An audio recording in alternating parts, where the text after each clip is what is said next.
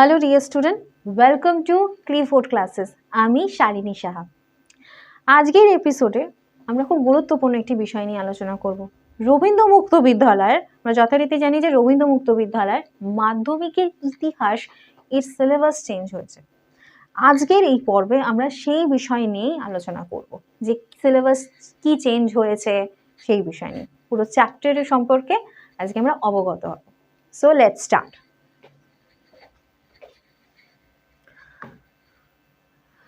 First, প্রথম অধ্যায়।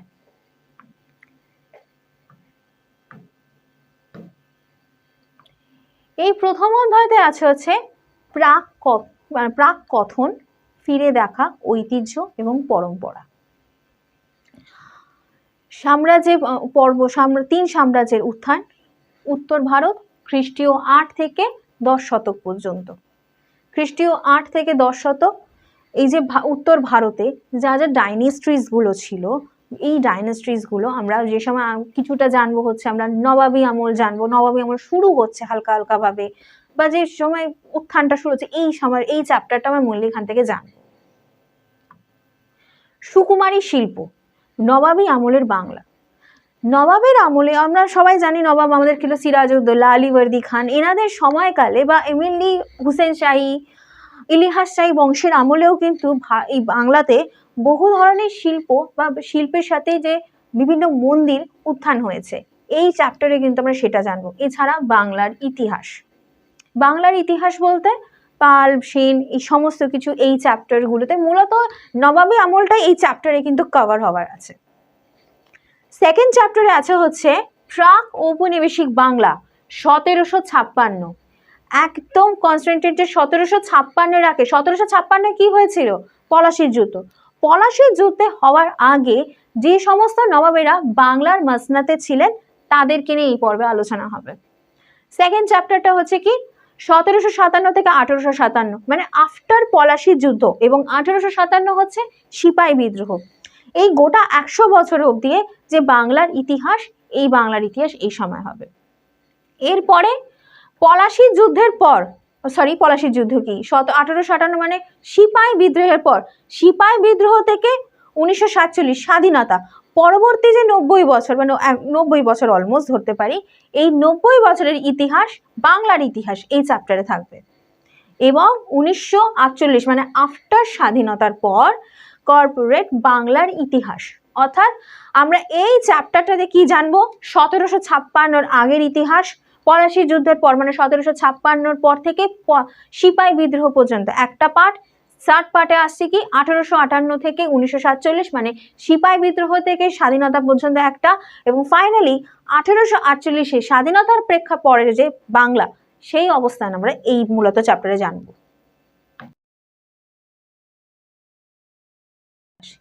এই পর্বে হচ্ছে শিল্প বিপ্লবের তাৎপর্য, থার্ড চ্যাপ্টারে শিল্প বিপ্লবের তাৎপর্য। আমরা সবাই জানি ইউরোপের একটা শিল্প বিপ্লব দারুণ একটা দারুণ ঘটনা। এই শিল্প বিপ্লবের তাৎপর্য এই চ্যাপ্টার থেকে জানবো। চতুর্থ অধ্যায় বলা আছে সাম্রাজ্যবাদ এবং ঔপনিবেশিক উত্থান। ভারতের নয়, ইউরোপের ক্ষেত্রে কিন্তু ফ্রান্স, স্পেন, এই সমস্ত অঞ্চলগুলিতে একটা যে সাম্রাজ্যবাদী উত্থান গড়ে উঠেছিল, এই চ্যাপ্টার থেকে জানবো। পঞ্চম অধ্যায় হচ্ছে মধ্যযুগের ইউরোপ। মধ্যযুগের ইউরোপ বলতে এই 1300 থেকে 1500, এই কমপ্লিট এডিটার মধ্যে সময়কালের মধ্যে মধ্যযুগের ইউরোপ। তারপরে ইউরোপের নবজাগরণ অর্থাৎ রেনেসাঁস। এই ষষ্ঠ চ্যাপ্টারে পড়বো হচ্ছে ইউরোপের নবজাগরণ। 7th চ্যাপ্টার বা সপ্তম অধ্যায়তে পড়বো হচ্ছে বিজ্ঞান প্রযুক্তির ইতিহাস। অর্থাৎ যখন নবজাগরণ ঘটছে, সায়েন্স এন্ড বিভিন্ন জায়গায় ডেভেলপমেন্ট তো হচ্ছে, এই বিজ্ঞানে কি ডেভেলপমেন্ট হয়েছে তা আমরা এই 7th চ্যাপ্টারের ক্ষেত্রে জানবো। এবং অষ্টম চ্যাপ্টারে হচ্ছে ইউরোপের জাতীয় ঐক্য আন্দোলন, বিভিন্ন যে ঘটনা, তার মধ্যে যে ঐক্য যে আন্দোলনগুলো, এই অষ্টম চ্যাপ্টারগুলোতে আমরা পড়তে যাব।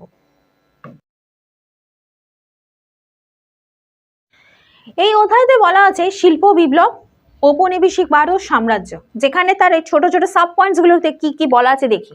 শিল্প বিপ্লবের সময়কাল, শিল্প বিপ্লবের স্থান, শিল্প বিপ্লবের তুলনামূলক পরিচয়, মানে কি এন্টায়ার শিল্প বিপ্লবটাকে জানবো। ইংল্যান্ড এবং ইউরোপ মহাদেশে শিল্প বিপ্লবের প্রভাব, শিল্প বিপ্লবের ফলে ইংল্যান্ড এবং ইউরোপের সমগ্র দেশগুলোতে কি প্রভাব পড়েছিল। সমাজ, রাজনীতি, অর্থনীতিতে শিল্প বিপ্লব, শিল্প সমাজের সমালোচনার নানা দিক। দেখো শিল্প বিপ্লব ঘটেছে, তাই বিভিন্ন মহল এই বিষয় নিয়ে তাদের মতামত বা বক্তব্য দিয়েছেন, তাই এই চ্যাপ্টারটাতে, এই পার্টটাতে আলোচনা হবে। এরপরে হচ্ছে ফ্রেডরিক এঙ্গেলস এবং মার্কসের আলোচনা। এটা খুব গুরুত্বপূর্ণ। ফ্রেডরিক এঙ্গেলস এবং মার্কস, এরা দুজন হচ্ছে সমাজতত্ত্ববিদ। এনাদের এই আলোচনাটা বা এই সমালোচনা কিন্তু খুব গুরুত্বপূর্ণ, খুব মন দিয়ে একটু বুঝলেই কিন্তু হয়ে যায় বিষয়টা। এরপরে শিল্প বিপ্লব থেকে ঔপনিবেশিক জন্ম। শিল্প বিপ্লব থেকে যে আমার যে সারপ্লাসটা বাঁচে, এবার আস্তে আস্তে কি আমি অন্যান্য দেশগুলোতে এই শিল্প বিপ্লবের ফলেই কিন্তু ইউরোপিয়ান যে কান্ট্রিজগুলো, তারা কিন্তু অন্যান্য যে ছোট দেশগুলো এইভাবেই কিন্তু ভারতের তারা কিন্তু আধিপত্য বিস্তার করতে পেরেছিল, যেহেতু তারা শিল্প উন্নত হয়েছিল, শিল্পের ক্ষেত্রে তাদের হাতে অর্থ এসেছিল। যাই হোক, এই চ্যাপ্টারটাতে শিল্প বিপ্লব এবং তার ঔপনিবেশিকতার জন্ম এইভাবেই আস্তে আস্তে হচ্ছে। এরপর হচ্ছে যোগাযোগ ব্যবস্থা। শিল্প বিপ্লব, যোগাযোগ ব্যবস্থা উন্নত হচ্ছে। সুয়েজ খাল, এই নামটা তো ডেফিনেটলি শুনে থাকবে।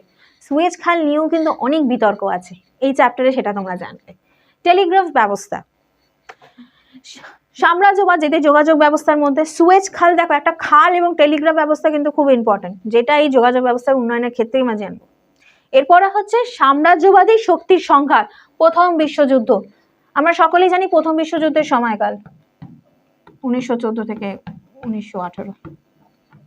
এই প্রথম বিশ্বযুদ্ধের যে সময়কাল, শুরু পর্যন্ত, মানে অ্যাটলিস্ট এই পার্টটা আমরা শুধু যদি জানি 1914 পর্যন্তই কিন্তু আমি এই চ্যাপ্টারটাতে শুধু থাকবো।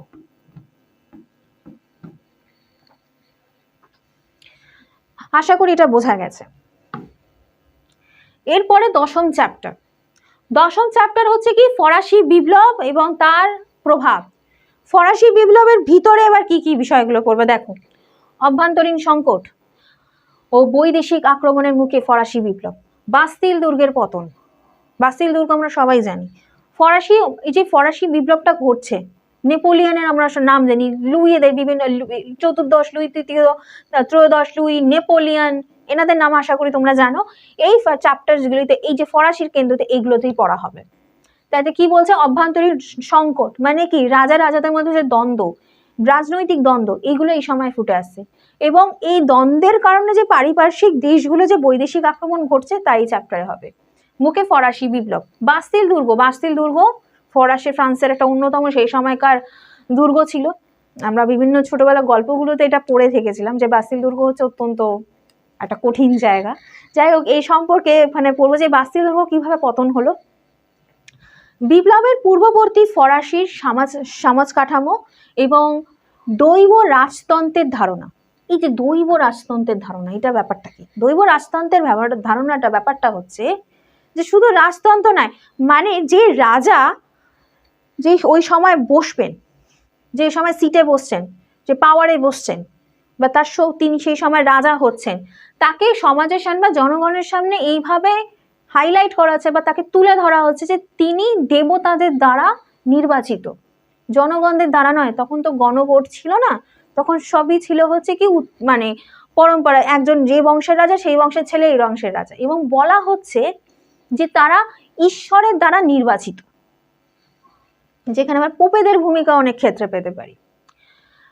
ফরাসি কর ব্যবস্থার রেখাচিত্র, মানে কি কর ব্যবস্থাটা হচ্ছে, কর ব্যবস্থা সম্পর্কে জানলাম যে কি কি কর ছিল, এবং কর ব্যবস্থার রেখাচিত্র হচ্ছে কি কি করগুলো কিভাবে নেওয়া হতো, কিভাবে কেন এই করগুলো হয়েছে তার রেখাচিত্র।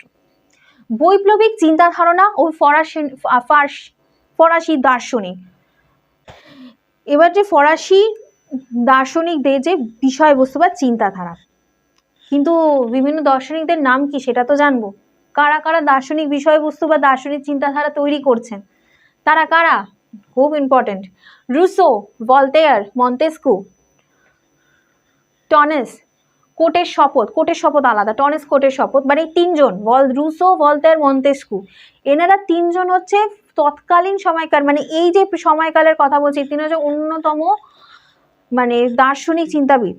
তাদের বিভিন্ন বইও আছে, যাই হোক সেটা একটা আলাদা কথা, তবে এনাদের বক্তব্য, এনাদের মতামত কিন্তু খুব গুরুত্বপূর্ণ। এরপরে আছে টনিস কোটের শপথ। টর্নেসকোটের শপথ যখন চ্যাপ্টারটা পড়বে তোমরা জানতে পারবে, এখন অত ভেবে লাভ নেই। এরপরে আছে দ্বিতীয় পর্যায়। দ্বিতীয় পর্যায় কি?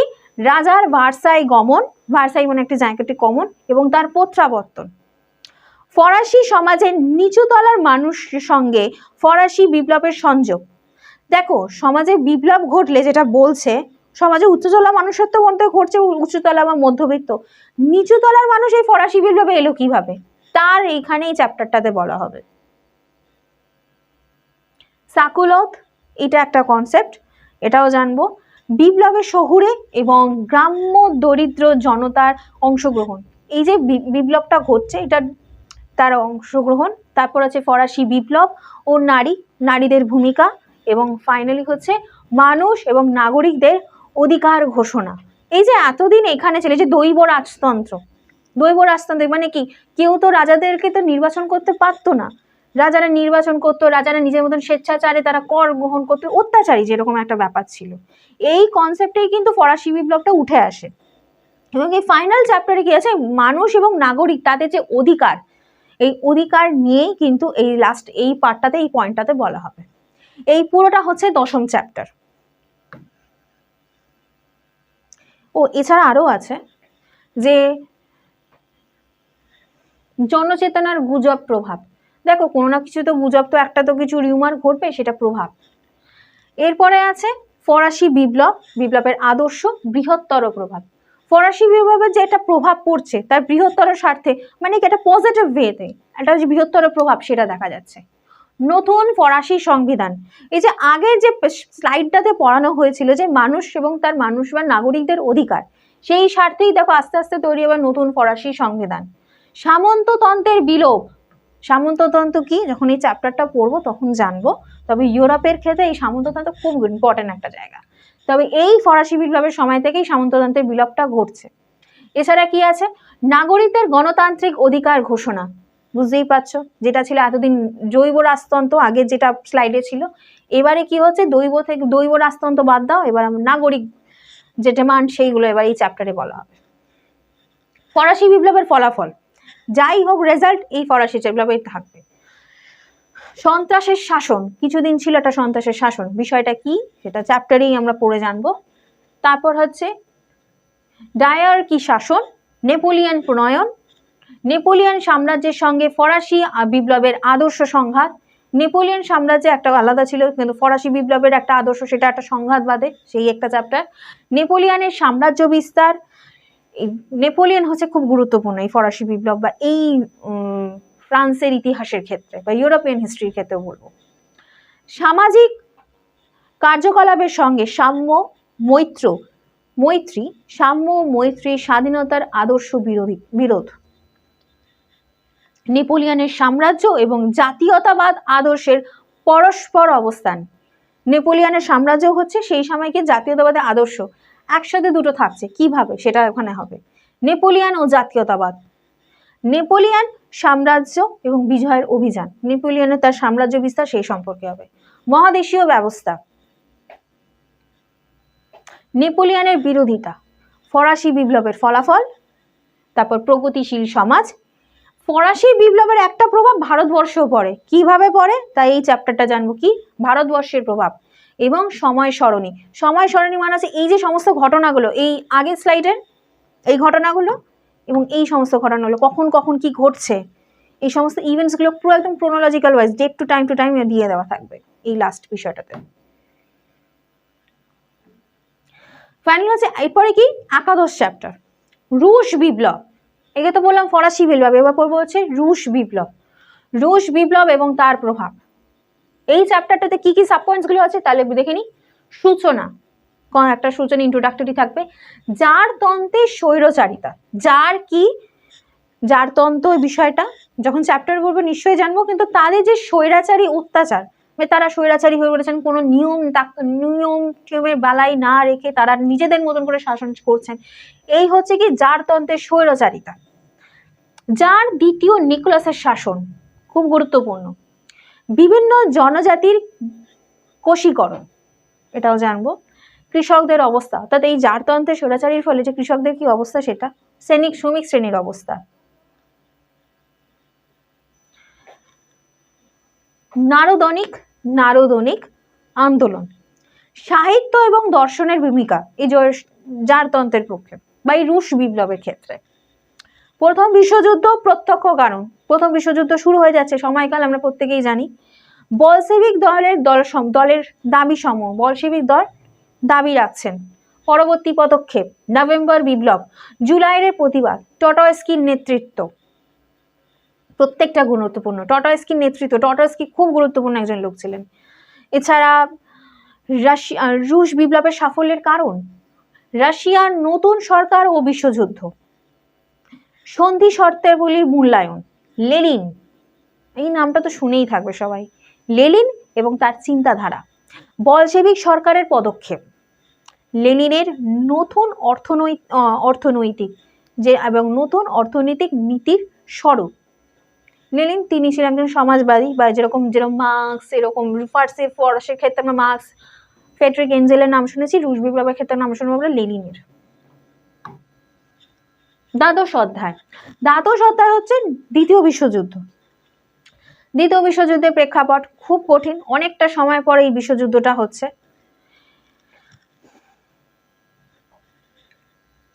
দ্বিতীয় বিশ্বযুদ্ধটা মূলত কার সাথে হচ্ছে, যে ফাসিবাদ এবং নাৎসিবাদ, জার্মান, হিটলারের নাম তো শুনেইছ। এই নাৎসিবাদ বা এই দ্বিতীয় বিশ্বযুদ্ধ প্রত্যেকে আমরা হিটলারের নামকে বা হিটলারকে এই চরিত্রটাকে পাবো। তা কি বলছে, ফ্যাসিবাদ এবং নাৎসিবাদ বনাম গণতন্ত্রের আদর্শ সংঘাত। এই ফ্যাসিবাদ বা নাৎসিবাদের একটা নিজস্ব আদর্শ ছিল এবং গণতন্ত্রের আদর্শ বা সবাই কি মনুষ্যগণের যে নাগরিক অধিকার, এই আদর্শ নিয়ে হয় সংঘাত। দ্বিতীয় বিশ্বযুদ্ধের সূচনা কিভাবে শুরু হচ্ছে, সোভিয়েত রাশিয়া জার্মানের সংঘাত, যেটা বর্তমানের এখন রাশিয়া, সেটা আগে বেশ কিছু দেশ নিয়ে তৈরি হয়েছিল সোভিয়েত রাশিয়া। এই সোভিয়েত রাশিয়ার সাথে যে জার্মানের সংঘাত, যা হিটলার কোথাকারের মানুষ, জার্মানের, এই জার্মানের যে সংঘাত, এটাকে বলা হচ্ছে এই চ্যাপ্টারে। মার্কিন যুক্তরাষ্ট্র এবং দ্বিতীয় বিশ্বযুদ্ধে মার্কিন যুক্তরাষ্ট্রের কি ভূমিকা সেটা এখানে জানবো, এবং ফাইনালি অনুশীলনী। তারপর ত্রয়োদশ চ্যাপ্টার, দ্বিতীয় বিশ্বযুদ্ধের পর জাতিসংঘ। এই জাতিসংঘ কিন্তু এখনো আছে, জাতিসংঘ এবং সম্মিলিত জাতিসংঘ এবং সম্মিলিত জাতিপুঞ্জ, ত্রয়োদশ চ্যাপ্টার। এই চ্যাপ্টারে কি কি বলা আছে, এই পয়েন্টস গুলো হলো সূচনা বা ভূমিকা, দ্বিতীয় বিশ্বযুদ্ধের, এটা পরপরই বিষয়টা দেখা যাচ্ছে, বা জাতিসংঘ এবং রাষ্ট্রসংঘের প্রতিষ্ঠা, গণতন্ত্র এবং সম্মিলিত জাতিপুঞ্জ, খুব ইম্পর্টেন্ট। সম্মিলিত জাতিপুঞ্জের সনদ বা চার্টার, বিভিন্ন আইনগুলো, সেই চার্টারগুলো এখানে বলা হবে। সম্মিলিত এটা পুঞ্জের হবে,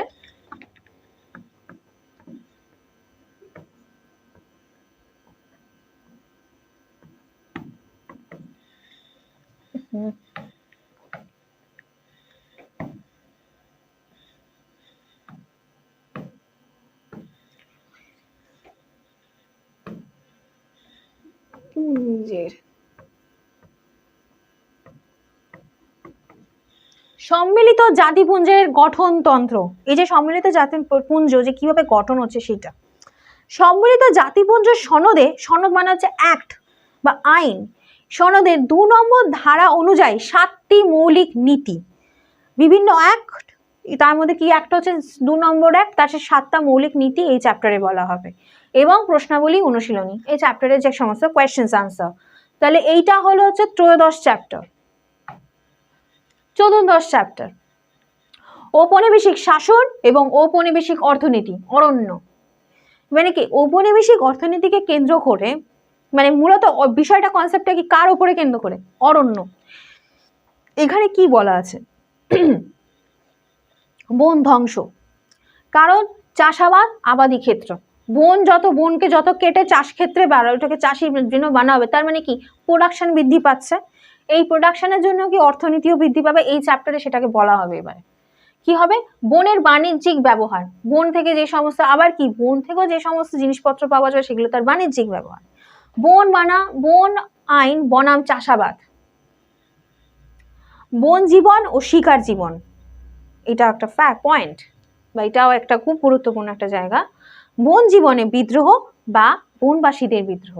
দেখো, যারা বন তো কেটে দিচ্ছে, কিন্তু বনে যারা থাকেন, যারা শিকার করে বা বনে থেকেই তারা তাদের জীবন চালাচ্ছেন, তারা কোথায় যাবেন, তারাই এই সময় বিদ্রোহ করে ওঠে। এটা হবে বিস্তার অঞ্চল, বিস্তার অঞ্চল এবং অধ্যায় অনুশীলনী। এই চ্যাপ্টারে ফাইনালি যা কোয়েশ্চেন্স আনসার সেগুলোকে আমরা রিভাইজ করব। পঞ্চদশ চ্যাপ্টার অর্থাৎ 15তম চ্যাপ্টারে হবে অর্থকেন্দ্রিক উপনিবেশ।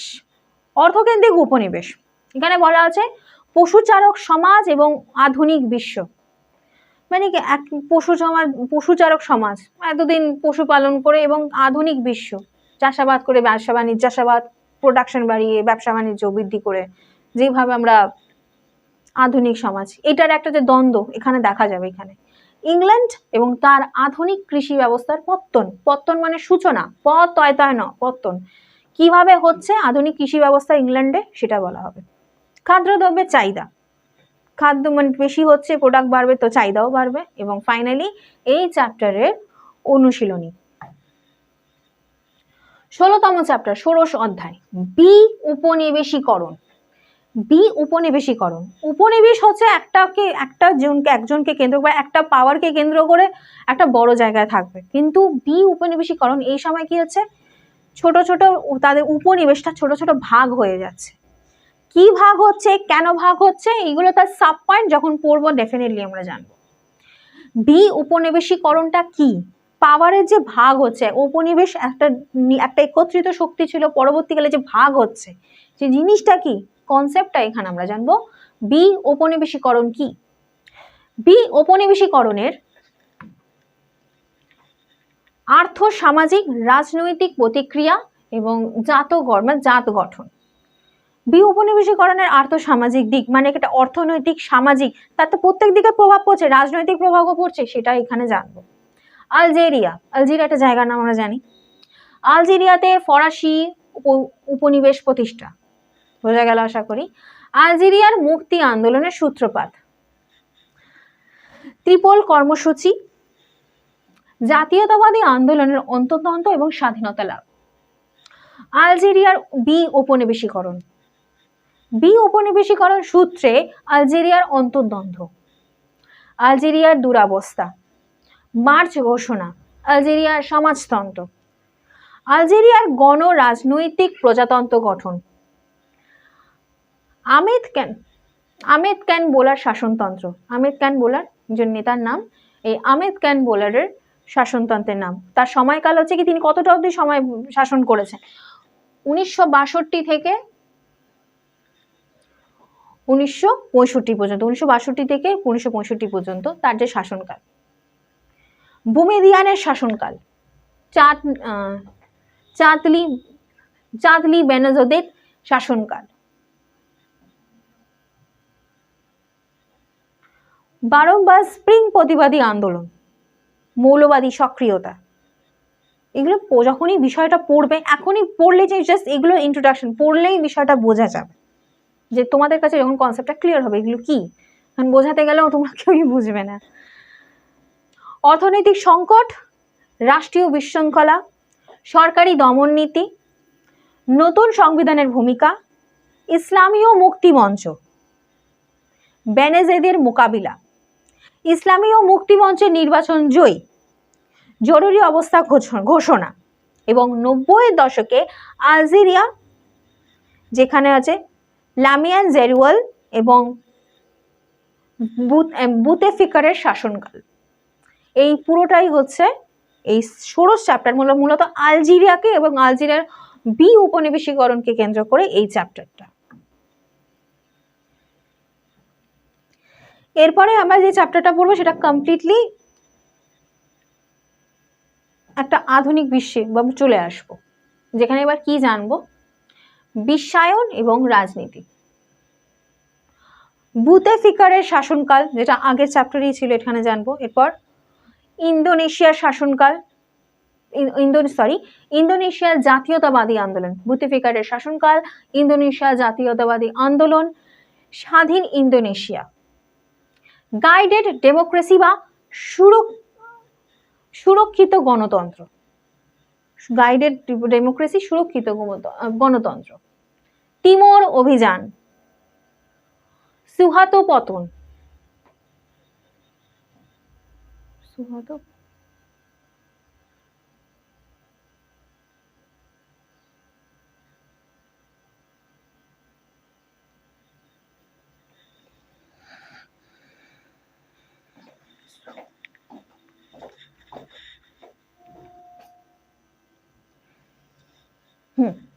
এরপর সুহার্তোর পতন ইন্দোনেশিয়ার অন্তর্গত, যখন এটা হচ্ছে ইন্দোনেশিয়ার ইতিহাস।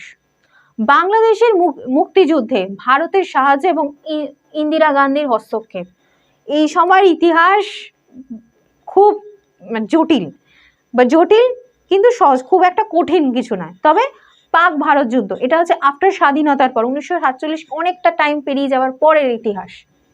পাকিস্তানের পরাজয়, স্বাধীন বাংলাদেশের জন্ম, মানে এখন যেটা আগে পূর্ব পাকিস্তান ছিল, এই মুক্তিযুদ্ধের পরেই বাংলাদেশ হয়। আমরা মুজিবুর রহমানের নামও জানবো এখান থেকে। কাশ্মীরের রাজনীতি, কাশ্মীর প্রশ্নে পাকিস্তানের অবস্থান, স্বাধীন ভারতের অর্থনীতির পরিকল্পনা, ভারত যে স্বাধীন হলো, এবার ভারতবর্ষ দেশটাকে তো চালাতে হবে, এই চালানোর জন্যই বিভিন্ন পঞ্চবার্ষিকী পরিকল্পনা, এই পরিকল্পনার আগে এইটা হয়। তবে এইগুলো হচ্ছে কি, এবার পরিকল্পনাগুলো কি কি এবার সেটা জানবো। 5খানা পরিকল্পনা, 5টা পঞ্চবার্ষিকী পরিকল্পনা আসে। কি কি? প্রথম পঞ্চবার্ষিকী পরিকল্পনা 1951 থেকে 1956, মানে কি কি পরিকল্পনা নেওয়া হয়েছে এবং তার বেসিসে কি কি পরিকল্পনাগুলো অ্যাচিভ হয়েছে, মানে কি প্রথম পঞ্চবার্ষিকী পরিকল্পনা। মানে দেখো, এখন যেটা বিষয় হচ্ছে কি, এখন কোনো সরকার এলে 5 বছরের জন্য থাকেন এবং তারা বিভিন্ন উন্নয়নমূলক কাজগুলো করেন, তাদের সময় দেওয়া হয়, তাই তারা একটা আগের থেকে ছক কষে নেন বা একটা তারা রূপরেখা বানিয়ে নেন যে এই আগামী 5 বছরের জন্য আমরা এই কাজগুলো করব। সেইগুলো জিনিসগুলো কি কি, তা কতটা অ্যাচিভ হলো, কতটা দেশের লাভ হলো এই সব কিছুতে, বা কি কি করতে পারলাম উন্নয়নের জন্য, বা ফাইনালি কি হলো, এই পঞ্চবার্ষিকী পরিকল্পনা আমরা সম্পর্কে জানবো। তাই প্রথম পঞ্চবার্ষিকী পরিকল্পনা আফটার স্বাধীনতা 1947-এর পর, এটা হচ্ছে কি 1951 থেকে 1956 প্রথম পঞ্চবার্ষিকী পরিকল্পনা। তারপর দ্বিতীয় পঞ্চবার্ষিকী পরিকল্পনা 1956 থেকে 1961, তৃতীয় পঞ্চবার্ষিকী পরিকল্পনা 61 থেকে 66, পরবর্তী পঞ্চবার্ষিকী পরিকল্পনা মানে একটা প্ল্যানিং নিয়ে চতুর্থ পঞ্চবার্ষিকী পরিকল্পনা 69 থেকে 74, তার উদ্দেশ্য, এবং চতুর্থ পঞ্চবার্ষিকী পরিকল্পনার লক্ষ্যমাত্রা, কতটা কি আমি অ্যাচিভ, কতটা কি আমার লক্ষ্যমাত্রা, কি আমি এতটা আগে একটা টার্গেট করে নিলাম যে এই জিনিসগুলো আমার টার্গেট, আমি এইগুলোকে আমার অ্যাচিভ করতে হবে। ফাইনালি দেখলাম আফটার 5 বছর পর যে আমি যতটা ঠিক করেছিলাম যে এই জিনিসগুলো করব, তাকে আমরা আদৌ করতে পেরেছি, কতটা করতে পেরেছি, তার একটা লক্ষ্যমাত্রা আমি দেখে নেব। তারপর হচ্ছে কি এইটা হবে, এবং চতুর্থ পঞ্চবার্ষিকীর পরিকল্পনা, মানে আমি এর পরের যে নেক্সট 5 ইয়ারে কিভাবে প্ল্যানিং করব, এই পরিকল্পনা বা তার লক্ষ্যমাত্রা। চতুর্থ পঞ্চবার্ষিকীর ব্যয় বরাদ্দ মানে হচ্ছে কি কতটা খরচ করা হবে যে আমাদের দেশের উন্নয়নের ক্ষেত্রে, সেটা এখানে বলা হবে। অ্যান্ড ফাইনালি মূল্যায়ন। এরপর পঞ্চবার্ষিকী পরিকল্পনা 1974 থেকে 79 ও 79, পঞ্চবার্ষিকী পরিকল্পনা ব্যয় বরাদ্দ। তারপর কি, মানে প্রত্যেকটা পঞ্চবার্ষিকী পরিকল্পনা এত টাকা অ্যালট করা হয় যে এই টাকা খরচ করব দেশের এই উন্নয়নের জন্য বা দেশের এই কাজের জন্য, এবং সেখান থেকে কি বেনিফিট পাবো, এই হচ্ছে পুরোটা তার রূপরেখা এখানে থাকবে। ষষ্ঠ পঞ্চবার্ষিকী পরিকল্পনা 1980 থেকে 1982, তার উদ্দেশ্য কি কি, উদ্দেশ্য নেওয়া হয়, গোলস গুলো কি কি। সপ্তম পঞ্চবার্ষিকী পরিকল্পনা 85 থেকে 90, তার উদ্দেশ্য। অষ্টম পঞ্চবার্ষিকী পরিকল্পনা 92 থেকে 97, তার উদ্দেশ্য ভারী শিল্পায়ন। এবার আস্তে আস্তে কি অনেকটা সময়ের পর আস্তে আস্তে ভারী শিল্পায়ন, যে ইন্ডাস্ট্রিয়াল গ্রোথসটা এখানে লক্ষ্য করবে। প্রযুক্তি এবং অগ্রগতির সরণি 1, ভারতীয় শিল্প উৎপাদনের সূচক 51 থেকে, মানে 1951 থেকে 1979, তার সরণি 2। এগুলো বিভিন্ন সরণি দেওয়া আছে, একটা চার্ট দেওয়া থাকবে, সেটা দেখলেই হয়ে যাবে। ভারতীয় শিল্প উৎপাদনে বৃদ্ধির হার কতটা, প্রথম 5 বছরে কতটা বেড়েছে, নেক্সট 5 বছরে কতটা বেড়েছে, তার একটা হিসাব থাকবে সেখানে। প্রযুক্তির অগ্রগতি, শিল্প উন্নয়ন মানে প্রযুক্তির অগ্রগতিও থাকবে। অর্থনৈতিক পরিকল্পনার সমাজতান্ত্রিক মুখ, তার এবার সরণি দিন। পরিবহন, স্বাস্থ্য, শিক্ষার বৃদ্ধি এবং অর্থনৈতিক উদারীকরণ। দেখো, সমাজের ক্ষেত্রে যে গভর্নমেন্ট সেক্টরসগুলো যদি এই সব, যে স্বাস্থ্য ক্ষেত্রে, পরিবহন ক্ষেত্রে, শিক্ষা ক্ষেত্রে যদি না কোনো রকম বরাদ্দ করে, তাহলে সেই ক্ষেত্রে উন্নয়ন হওয়া সম্ভব নয়। তাই তৎকালীন সময় কিভাবে কতটা তারা কন্ট্রিবিউট করছেন তৎকালীন সময়কার সরকার, সেই উপরে, এবং কতটা বৃদ্ধি হয়েছে, কতটা উন্নততর হয়েছে, এবং সেই অর্থনৈতিক উদারীকরণ, এই কমপ্লিট কনসেপ্টটা এখানে থাকবে। এবার কি অর্থনৈতিক উদারীকরণ, এই যে বিষয়টা বললাম, জিনিসটা কি সেটা এবার এখানে বলা হবে। ফাইনালি এই গোটা চ্যাপ্টারের একটা মূল্যায়ন হবে এবং অনুশীলন প্রশ্নাবলী। অষ্টাদশ অধ্যায়। 1910 সালের পর বিশ্ব রাজনীতিতে মার্কিন যুক্তরাষ্ট্রের সর্বেসর্বা হয়ে ওঠা এবং ভারত মার্কিন সম্পর্ক খুব গুরুত্বপূর্ণ। 1910 সালের প্রথম বিশ্বযুদ্ধ হওয়ার অনেক আগে মার্কিন যুক্তরাষ্ট্র কিভাবে তার অবস্থান রাখছেন। তারপর বলছে কি ঠান্ডার লড়াইয়ের পর ভারত এবং মার্কিন সম্পর্কের অগ্রগতি এবং তার বিবর্তন। ঠান্ডার লড়াই, কোল্ড ওয়ার, আমরা জানবো কোল্ড ওয়ার কি, দ্বিতীয় বিশ্বযুদ্ধ, এরকম প্রথম বিশ্বযুদ্ধ হওয়ার পর ঠান্ডার যুদ্ধ বা কোল্ড ওয়ার সম্পর্কে জানবো, এবং ভারতের সাথে যে এখনকার যে আমেরিকা বা মার্কিন যুক্তরাষ্ট্রের কি তৎকালীন সম্পর্ক ছিল সেটা তা জানবো। 19 অধ্যায় বা 19তম চ্যাপ্টার হচ্ছে কি 1990 থেকে 2020 বিশ্ব ইতিহাসের গতি প্রকৃতি বিশ্লেষণ, মানে কি টিল আমরা এখনো ধরি 2020 পর্যন্ত কতটা অগ্রগতি হয়েছে, মানে কি শুধুমাত্র আমরা পুরনো ইতিহাস বলতে পুরনো না, আমরা অনেকটা আধুনিক সময় পর্যন্ত এসেও জানবো যে 1990 লাস্ট এই যে 20 বছরের যে প্রত্যাবর্তন ঘটছে। বিশ্লেষণ, পর্যালোচনা, ভারত ক্ষেত্রের পরিবর্তন, দেবগৌড়া গুজরাল সরকারের সময়কাল, এরা হচ্ছেন বিভিন্ন মন্ত্রীদের নাম, তাদের সময়কাল, বাজপেয়ীর আমল, অটল বিহারী বাজপেয়ী, আশা করি নাম শুনেছ, তার সরকারের আমল আমরা জানবো। মনমোহন সিং তৎকালীন ভারতের প্রধানমন্ত্রী ছিলেন। এই ভারত এবং মনমোহন সিং এর যে আন্তর্জাতিক যে অর্থনৈতিক নীতি যে আমূল পরিবর্তন, তিনি একজন ইকোনমিস্ট ছিলেন, প্রাক্তন প্রধানমন্ত্রী মনমোহন সিং, তার যে বিভিন্ন নীতি প্রণয়ন সেই সম্পর্কে জানবো। এবং ভারতের বর্তমান প্রধানমন্ত্রী নরেন্দ্র দামোদর মোদীর নেতৃত্বে বর্তমান ভারতের অগ্রগতি, আমরা কি তৎকালীন সময়কার প্রধানমন্ত্রী এবং এখনকার সময়কার প্রধানমন্ত্রী যে তারা কি কাজ করছেন, এখন কি কাজ করছেন পিএম স্যার, তার সম্পর্কে আমরা জানবো এই চ্যাপ্টারে। এবং সুপার পাওয়ার হিসাবে উঠে আসছে ভারত। ডেফিনেটলি ভারত কিন্তু এখন অনেক দিক থেকে বিশ্বের দরবারে কিন্তু ভারত অনেক উঠে এসছে, সেটা কিভাবে হচ্ছে সেইটা এই চ্যাপ্টারে আমরা জানবো। এন্ড ফাইনালি বিংশ শতাব্দী ভারতের স্বাধীনতা আন্দোলনের বাংলার ভূমিকা, এটা হচ্ছে এবার অনেকটা ফিরে, এটা মডার্ন টাইম 2020 খুব রিসেন্ট, কিন্তু এবার যেটা ফিরে লাস্ট বিংশতি শতাব্দী 21তম চ্যাপ্টার আমরা ফাইনালি যাব হচ্ছে কি আবার স্বাধীনতা পিরিয়ডে ফিরে যাব, যে ভারতে যে সময় স্বাধীনতার আন্দোলন চলছিল বাংলায় কি কি ভূমিকা ছিল, কি ছিল বাংলার যে গুপ্ত সমিতি, কিছু টেরিটোরিয়াল বা গুপ্ত সমিতিগুলো, তারা বিভিন্ন আক্রমণাত্মক কাজ করতেন, সেই আক্রমণাত্মক কাজ করাগুলো কিভাবে স্বাধীনতায় সাহায্য করেছে সেটা জানবো। আন্দোলনে নারী, পুরুষ, মহিলা, কৃষক, শ্রমিকদের ভূমিকা, স্বাধীনতা এবং নারীদের ভূমিকা, বাংলার স্বাধীনতা বা ভারতের স্বাধীনতার ক্ষেত্রে বাংলার নারীদের ভূমিকা অসামান্য। প্রীতিলতা ওয়াদ্দেদারের নাম তো তোমরা সকলে শুনেছো, ডেফিনেটলি এই চ্যাপ্টারের নাম তোমরা পেনশন পাবে ওনার নাম। সেকেন্ড অ্যান্ড থার্ড লাইন হচ্ছে সশস্ত্র বিপ্লববাদী এবং নারীদের ভূমিকা এবং বাংলায় বিপ্লবীদের মূল্যায়ন, কে কি কাজ করেছেন তার মূল্যায়ন এই চ্যাপ্টারে জানব। পুরোনো সিলেবাস কমপ্লিট চেঞ্জ হয়ে গিয়ে একটা নতুন সিলেবাস এসছে, সো ভয় পাওয়ার কিছুই নেই, পড়তে থাকো। আর ডেফিনেটলি আমাদের এই ক্লাসের সাথে তোমরা যুক্ত থেকো, সমস্ত ধরনের নোটস, আপডেট, ক্লাসেস ডেফিনেটলি এখানে প্রোভাইড করা হবে, যার কারণ যেটা তোমাদের খুব সুবিধা হবে।